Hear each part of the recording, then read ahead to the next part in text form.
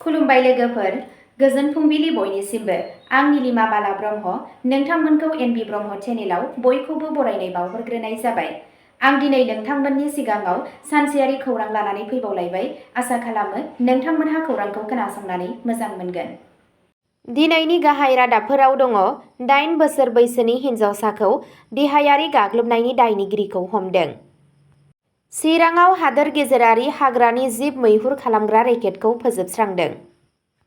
आसामनि आबादारिफोरा पिएम किसान 23थि किस्तिनि सिङाव 372.01 कौटि रां मोननो हागोन। आसामनि नगावआव गुवाहाटी सिलघाट दावबायारि ट्रेनजों सौग्रावनानै सासे सुबुंनि जिउ खहा।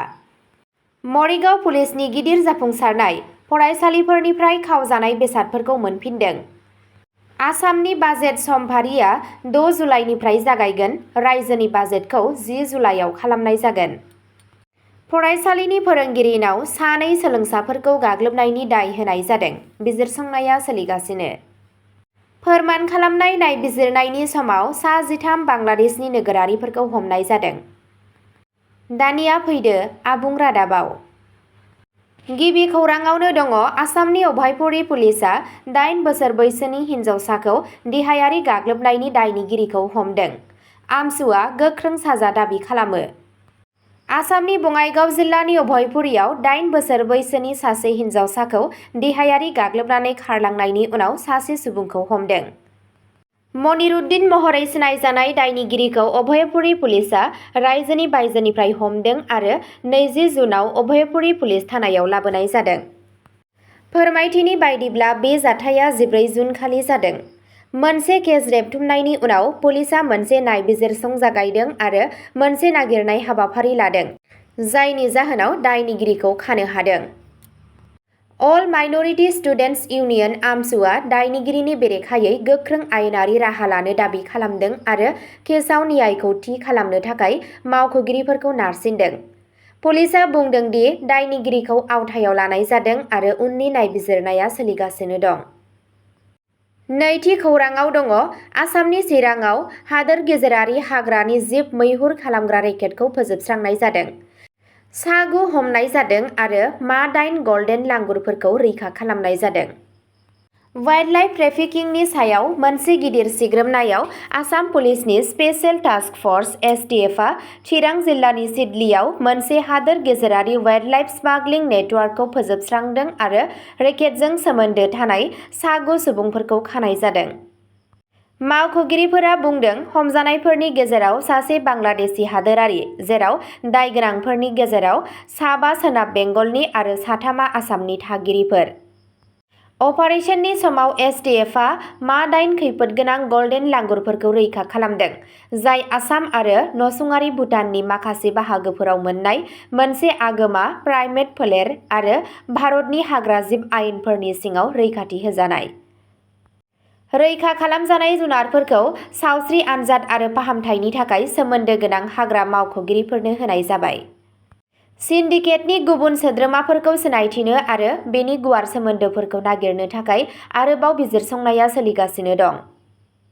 थामथि खौराङाव दङ 18.6 लाखनि बांसिन आसामनि आबादारि नखरफोरा पिएम किसाननि 23थि किस्तिनि सिङाव 372.01 कौटि रां मोननो हागोन। गिबि मन्थ्रि हिमन्त बिश्व शर्माया 20 जुनआव फोसावदों दि आसामनि 18.6 लाखनिबो बांसिन आबादारि नखरफोरा प्रधान मन्त्रि किसान सम्मान निधि पिएम किसान स्किमनि 23थि किस्तिनि सिङाव 372.01 कौटि रांनि रांखान्थियारि हेफाजाब मोनगोन। एक्सनि सायाव मोनसे पस्टआव गिबि मन्थ्रिया बुंदों दि आबादारिफोरनि थाखाय मिरुनि गाहाय आय हेफाजाब हाबाफारिनि बाहागो महरै धोनफोरखौ थोंजों आरजाथाव मुलाम्फा मोनग्रानि बेंक एकाउन्टआव दैथायहरनाय जागोन। पिएम किसान स्किमआ रोंग'थि गोनां आबादारि नखरफोरखौ बोसोरफ्रोमबो 2,000 रांनि मोनथाम समान किस्तियाव 6,000 रांनि रांखान्थियारि हेफाजाब होयो, जाय थोंजों मुलाम्फा गोनां ट्रेन्सफार (डीबीटी) खान्थिनि गेजेरजों मुलाम्फा मोनग्रानि बेंक एकाउन्टफोराव थोंजों ट्रान्सफार जायो। ब्रैथि खौराङाव दङ आसामनि नगावआव गुवाहाटी सिलघाट दावबायारि ट्रेनजों सौग्रावनानै सासे सुबुंनि जिउ खहा। 20 जुनाव आसामनि नगाव जिल्लानि सामगुरि ओनसोलनि बागबरालियाव गुवाहाटी सिलघाट लामायाव मोनसे दावबायारि ट्रेनजों सौग्रावनायनि उनाव सासे सुबुङा जिउ गोमायो। थैनाय सुबुंनि सिनायथिखौ मुनिन्द्र बर्मन महरै मिथिनाय जादों, जाय सामगुरिनि गटनगानि थागिरिमोन। जायगानि थागिरिफोरनि बादिब्ला देहाखौ फुङाव रेलवे ट्रेकआव गोग्लैना थानाय नुनो मोनो आरो थाबैनो सामगुरि पुलिसनो खौरां हरो। खौरां मोनखांनायनि उनाव सामगुरि पुलिस आरो रेलवे बिफाननि मावख'गिरिफोरा जाथाय जायगायाव सौहैयो आरो जाथायनि गिबि नायबिजिरनायखौ जागायो। थैनायनि जाहोनखौ रोखा खालामनाय जायाखै। मावख'गिरिफोरा बेखौ नायबिजिरगासिनो दं दि बेयो मोनसे खैफोदमोन ना माबा गुबुन जाहोनफोर दंमोन। देहाखौ उनाव ट्रेकनिफ्राय बोखाङो आरो गोनां आयेनारि बिखान्थिफोरखौ जागायजेनो। बाथि खौरांआव दङ मरिगाव पुलिसनि गिदिर जाफुंसारनाय, फरायसालिफोरनिफ्राय खावजानाय बेसादफोरखौ मोनफिनदों। सिखावजों सोमोन्दो थानाय दायफोरनि बेरेखायै मोनसे गिदिर जाफुंसारनायाव मरिगाव पुलिसआ शुक्रबारनि हर गेजेराव जिल्लानि गुबुन गुबुन बाहागोफोराव सिग्रोमनाय समाव गोबां बिबांनि खावनाय बेसादफोरखौ बोखांनो हादों। मोनफिननाय बेसादफोरखौ जिल्लानि गुबुन गुबुन फरायसालिफोरनिफ्राय खावदोंमोन होनना मिथिनाय जादों।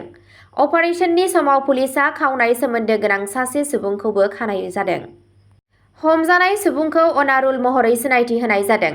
पुलिस बिबानगिरिफोरा बुंदों दि सिखाव नेटवार्कजों सोमोन्दो थानाय गुबुन सुबुंफ्रा आथिखालाव खारखोमानानै दं। आद्रा थानाय सन्देह गोनां सिखावफोरखौ नागिरनो आरो हमनो नाजानाय आरो नायबिजिरनाया सोलिगासिनो दं। 6थि खौरांआव दङ आसामनि बाजेट समफारिआ 6 जुलाइनिफ्राय जागायगोन। रायजोनि बाजेटखौ 10 जुलाइआव खालामनाय जागोन। 16थि आसाम आयेन आफादनि बाजेटनि समफारिआ 6 जुलाइनिफ्राय 31 जुलाइ 2026 सिम जागोन। रायजो सरकारा 2026-27 मायथाइनि रांखान्थियारि बोसोरनि बाजेटखौ 10 जुलाइआव दिन्थिगोन। समफारिखौ 6 जुलाइआव सानफ्रोमबोनि आयेनारि खामानिजों लोगोसे बेखेवनाय जागोन, जेराव अनथोबारि फोरमायथिफोर आरो रिपर्टफोरबो दंफायो। सोद्रोमाफोरा सरकारि बिलफोरखौबो सिनायथि होगोन आरो मददनि थाखाय हेफाजाबारि दाबिफोरनि सायाव सावरायगोन। 10 जुलाइनि सायाव बोसोरारि रांखान्थियारि फोरमायथिखौ दिन्थिनाया बे फालिथायनि गाहाय हाबाफारि जागोन। बाजेट दिन्थिफुंनाया फैगौ बोसोरनि थाखाय रायजोनि रांखान्थियारि लामा आरो जौगाथायनि गोनांथिफोरखौ दिन्थिगोन। बेनि उनाव 13 जुलाइनिफ्राय 15 जुलाइसिम बाजेटनि सायाव 3 सानारि सरासनस्रा सावरायनाय जागोन। बे सावरायनायनि समाव आयेन खुंगिरिफोरा गाहाय खान्थि बिथांखिफोर, खरसानि बिथांखिफोर आरो जौगाथायारि बिथांखिफोरनि सायाव सावरायगोन। बेनि उनाव एसेम्ब्लिआ 16 जुलाइनिफ्राय 21 जुलाइसिम जिरायथ'नायनि थाखाय थाद'नाय जागोन। बे जिराय समा बिफानजों सोमोन्दो थानाय दिदोम आफादफोरनो मददनि दाबिफोरखौ बिजिरनो सम होगोन। बे दाबिफोरनि सायाव भट खालामनो थाखाय सदनआ 22 जुलाइआव फिन खेबसे ज' जागोन। 23 जुलाइआव सोद्रोमाफोरा आद्रा थानाय दाबिफोरनि सायाव भट खालामगोन। बिसोर आसाम एप्रप्रिएशन बिल 2026 खौबो गनायगोन, जाय रायजोनि खरसाखौ गनायथि होयो। समफारिनि आद्रा थानाय सानफोराव सोरखारि आयेनारि फालांगि आरो गावारि सोद्रोमाफोरनि थांखिफोरखौ लाफानाय जागोन। सदनआ रायजोआरि गोनांथिनि आयदाफोरनि सायावबो सावरायगोन। बे फालिथाइया आसामनि रांखान्थियारि गोनांथिफोर, खुंथाय आरो जौगानायनि लामाखौ महर होनो हेफाजाब होगोन होनना मिजिंथिनाय जादों। 7थि खौरांआव दङ जरहाट फरायसालिनि फोरोंगिरिनाव 2 सोलोंसाफोरखौ गाग्लोबनायनि दाय होनाय जादों। बिजिरसंनाया सोलिगासिनो। जरहाट जिल्लानि तिताबर पुलिस स्टेशनाव सासे फरायसालि फोरोंगिरिनि बेरेखायै मोनसे पुलिस कमप्लेन्ट रेबथुमनाय जादों। दाबि खालामनाय जादों दि फोरोंगिरिया पिएमसि शंकरदेव मिडिल इंलिश फरायसालिनि 8थि थाखोनि 2 फरायसाफोरखौ देहायारि गाग्लोबदों। दायगोनां फोरोंगिरिखौ गौतम कौशिक बरा महरै सिनायथि होनाय जादों। बे गोब्राब गाग्लोबनाया शुक्रबाराव फरायसालिनि समाव जादों। गथ'फोरनि बिमा-बिफाफोरा बुंदों दि 2 सोलोंसाफोरा मोनसे सानखान्थिनि सोंनायखौ सावरायगासिनो दंमोन। बे समावनो फोरोंगिरिया बिसोरखौ लेंहरदों आरो बुदों। बिसोरनि आखाइ आरो बिखुङाव जखम जादों। उनाव बिथाङा बिसोरखौ जरहाट मेडिकेल कलेज आरो हस्पिटालाव लाना थाङो, नाथाय बिमा-बिफाया बैयाव सौहैनायनि सिगांनो बियो खारलाङो। जाथायनि उनाव बिमा-बिफाफोरा फोरोंगिरिजों मोगा-मोगि जानो फरायसालिसिम थाङो। बिसोर गौतम कौशिक बराखौ लोगो मोनाखैमोन, नाथाय हेडमास्टारखौ लोगो हमदों। बिसोरो फोरोंगिरिनि सायाव मोनसे केस रेबथुमो आरो सानै भुगिग्रानि नखरफोर आरो ओनसोलारि फरायसा हानजाफोरा फोरोंगिरिखौ थाबनो हमनो दाबि खालामो। आसामनि अल आदिबासि स्टुडेन्टस एस'सिएशन आरो आसाम टि ट्राइब स्टुडेन्टस एस'सिएशननि सोद्रोमाफोरा फोरोंगिरिनि बे मावथायखौ गोरायै नेवसिदों। पुलिसआ दासिमबो मावख'आरि फोरमायथि फोसावाखै। गाग्लोबनायनि जाथायनि नायबिजिरनाया आथिखालाव सोलिगासिनो दं। 8थि खौरांआव दङ। गुवाहाटीआव फोरमान खालामनाय नायबिजिरनायनि समाव सा 13 सन्देहगोनां बांलादेशनि नोगोरारिफोरखौ हमनाय जादों। गुवाहाटी पुलिसआ शुक्रबार 19 जुन खालि सहराव खालामजानाय मोनसे फोरमान खालामनाय सामलायनायनि समाव बांलादेशनि नोगोरारिफोर होनना सन्देह खालामजानाय सा 13 सुबुंफोरखौ हमदों। आयेन नङि थागिरिफोरखौ सिनायनाय आरो फोरमानथिफोरखौ फोरमान खालामनायनि थांखिनि थाखाय सानफ्रोमबोनि नायसंनायनि बाहागो महरै आर्यनगर ओनसोलाव अपारेशनखौ खालामनाय जादोंमोन। ब्यामनि समाव पुलिसआ आर गेस्ट हाउसआव थानाय हानजाखौ नागिरना मोनो आरो खाख्रि फोरमान खालामनायखौ जागायो। मावख'गिरिफोरनि बादिब्ला हानजायाव हौवाफोर, आइजोफोर आरो गोबां गथ'फोर दं। मावख'गिरिफोरा बुंदों दि सोंनायनि समाव थाग्राफोरा थार सिनायथि एबा दावबायनायनि खाख्रिफोर दिन्थिनायाव फेलें जानायनि उनाव जानो हाथाव आयेन गैयै हाबफैनाय आरो गनायथि गैयै थानायनि सायाव जिंगाफोर नुजादों। अपारेशननि उनाव गासैबो सा 13 सुबुंफोरखौ आरोबाव बिजिरसंनाय आरो आयेनारि मावखान्थिनि थाखाय पल्टन बाजार पुलिस स्टेशननि सिमा दालाइयाव लांनाय जादों। पुलिसआ बुंदों दि थि बिखान्थिखौ उनसंनाय जागासिनो दं आरो मावख'गिरिफोरा आथिखालाव बिसोरनि हादोरारिथिखौ थि खालामनो आरो बिसोरो माबोरै गुवाहाटीआव हाबदोंमोन बेखौ रोखा खालामनो थाखाय हमथानाय सुबुंफोरनि सिनायथि, दावबायनायनि जारिमिन आरो खाख्रिफोरखौ फोरमान खालामगासिनो दं।